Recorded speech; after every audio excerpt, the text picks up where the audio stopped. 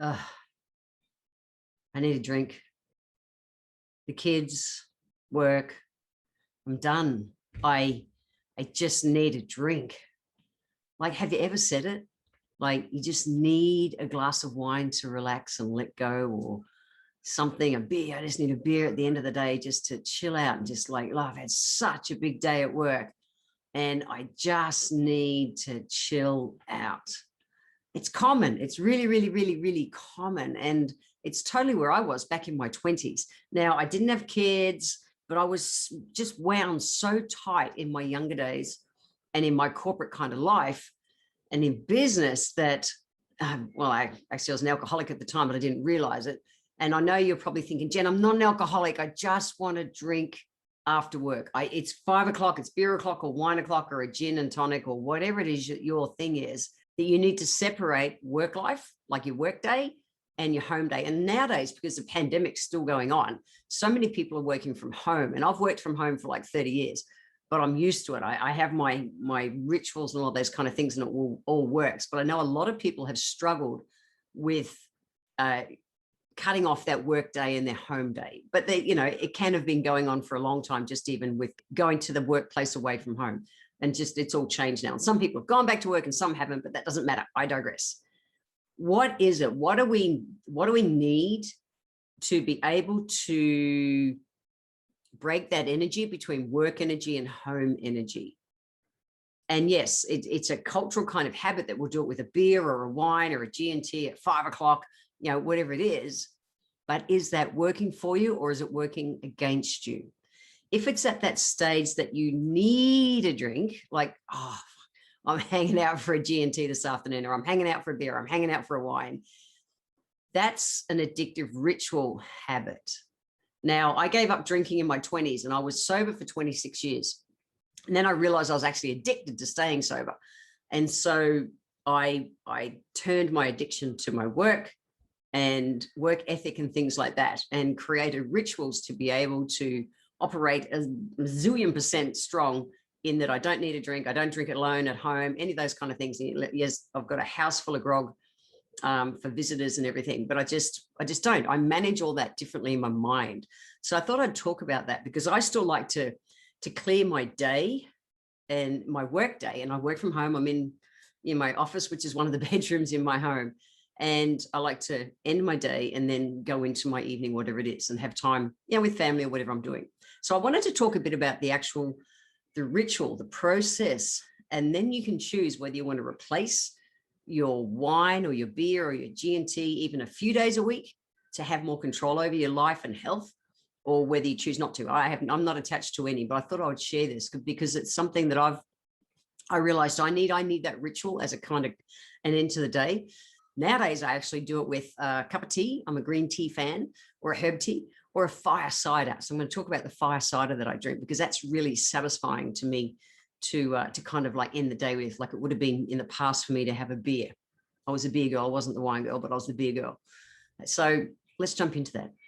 So I want to talk about, it's the ritual of actually, and a ritual is just, a repetitive thing that you do over and over and over. So it's the ritual that we actually need, that sitting process, not just what we drink. We think, and yes, the alcohol absolutely helps us to unwind, but the mindset comes first. So if we're thinking we need a wine to relax us or a beer to relax us or something, get that it's the process of sitting and doing something. Well, not even sitting, it can be going for a walk, but doing something to make a clear line between work day and home day. So for me, I love to, I'll sit or I'll walk my garden. So I'm not an exercise in the afternoon kind of chick. I'm an exercise in the morning kind of chick. Some people might want to like read a good book, read something that really just like changes your whole mindset from work to play. And I might say here, some people say, yeah, well, I scroll. Don't scroll. Okay. So scrolling on social media can actually be more stressful for some people, because there's this comparison thing that actually goes on, and it's very real, where people, they'll see other people's lives and their brain, it does a stress. So I really encourage you, don't do it scrolling. Read a book like the old days, do it that way. Taking a bath. But if it's 5 in the afternoon or 6 in the afternoon, it might be too early for you to take a bath. But if for you, a bath, I like to end my days with a bath. That's my ritual. Go for a walk. Like I said, I don't exercise walk in the afternoons. I like to do my exercise in the mornings, but I absolutely do a lap of my garden. I walk my garden, I touch the plants, I say good day to my plants. And it's a real thing for me to be able to break my energy. It works really well. Some people do exercising or meditating, stress, anything like that to de-stress. I also like just to sit with a bit of a view, and I'll drink a cup of tea. I love the process of drinking tea, or the ritual of drinking tea. I fell in love with that. I've been traveling into Asia heavily for the last 20 years and have just the art of sitting and enjoying tea is divine. And I really love just kind of bringing that into my life as a ritual from doing it so often over in Asia. The other thing that I'll do in the same kind of just sit and be with it is fire cider.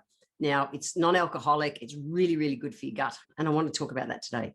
With that process, if you're going to have something that's non-alcoholic, I encourage you to have it in a nice glass, because there's nothing worse. And I remember when I gave up drinking, for 26 years, I made it a process. If I was out somewhere and I just had a water or a soda water or something like that, I always make sure that I asked for it in a nice glass, because again, it's that ritual, that physicality of actually holding the glass. And that was part of the habit I needed to break. So I needed to have something to replace it, but in a positive way. So what's fire cider? Fire cider is a combination of spices in apple cider vinegar. So I use a combination of garlic and chili and onions and cayenne pepper in apple cider vinegar. And you can add honey or without honey. You might be saying to yourself, what, Jen, that's so spicy. It is, but you only put a dash in soda water. And the reason that combination of spices are together are, one, well, it's in an apple cider vinegar base. Now, apple cider vinegar is excellent for digestion. It lowers blood sugar levels, helps with all that insulin sensitivity. So really good if you've got anything like pre-diabetic or sugar issues happening, really good for you.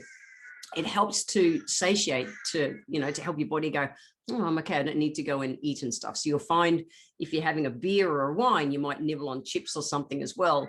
If you're having a fire cider, you're not going to do that as much. You won't.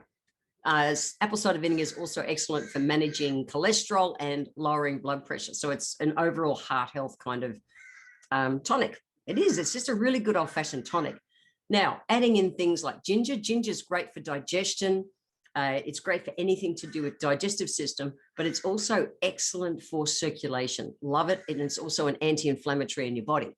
Garlic, that is and I've talked about it in past episodes. It really is the most loaded anti-everything on the planet. Antimicrobial, antibacterial. It is just a natural antibiotic in a food. It's so good for you.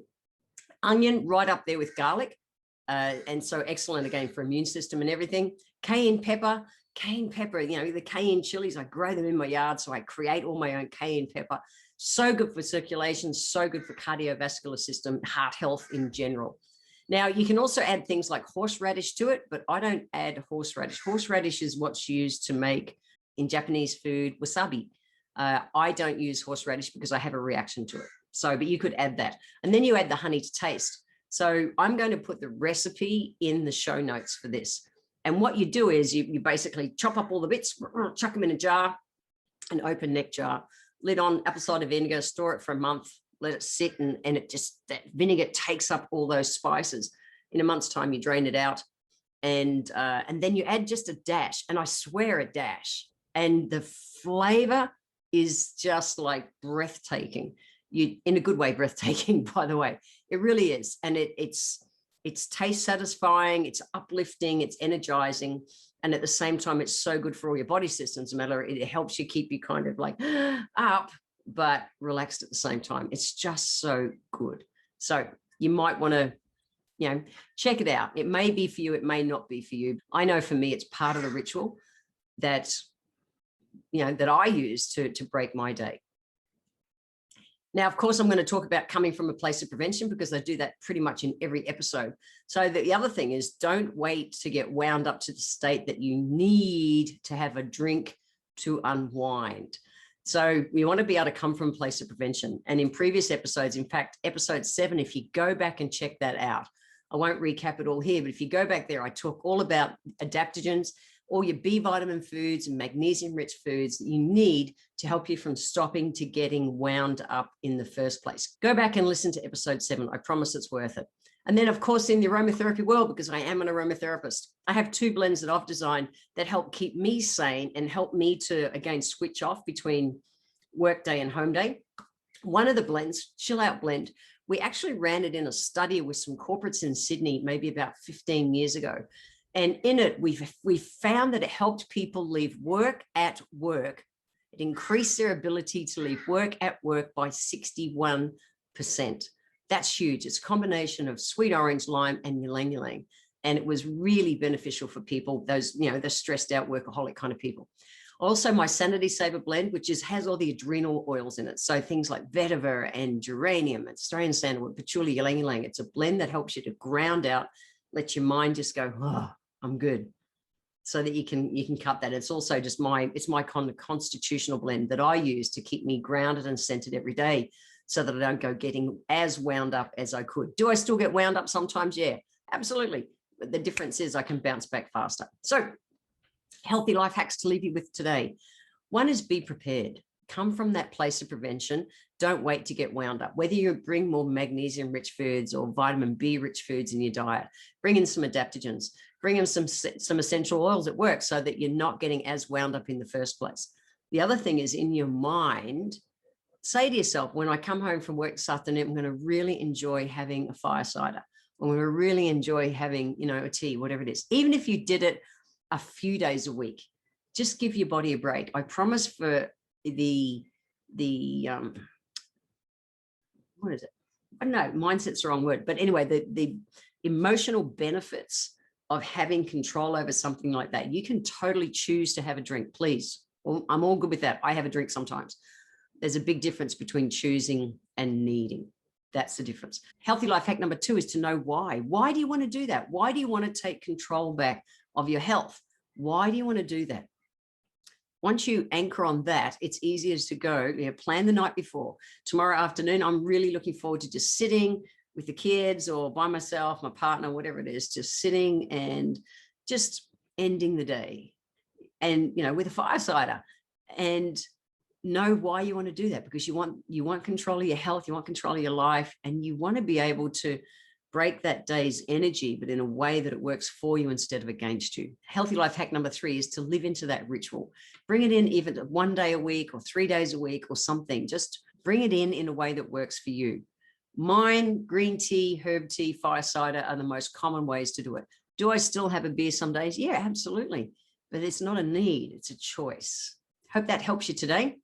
Head over to the show notes at healthylifehacks.com.au to be able to get the recipe for the fire cider. All the details will be there. Super easy to make and really worth checking it out. And in the next episode, make sure you tune in, where I'm going to be talking about redefining the crone and why this is so important to me. I want all of us, particularly the women, to stand in their power as they age and to be the present day wise woman, the new age wise woman. We are.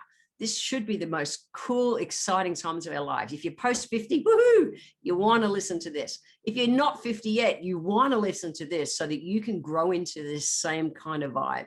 Because I promise, as we age, it just gets better and better and better. And it's time for us as women to redefine the crone.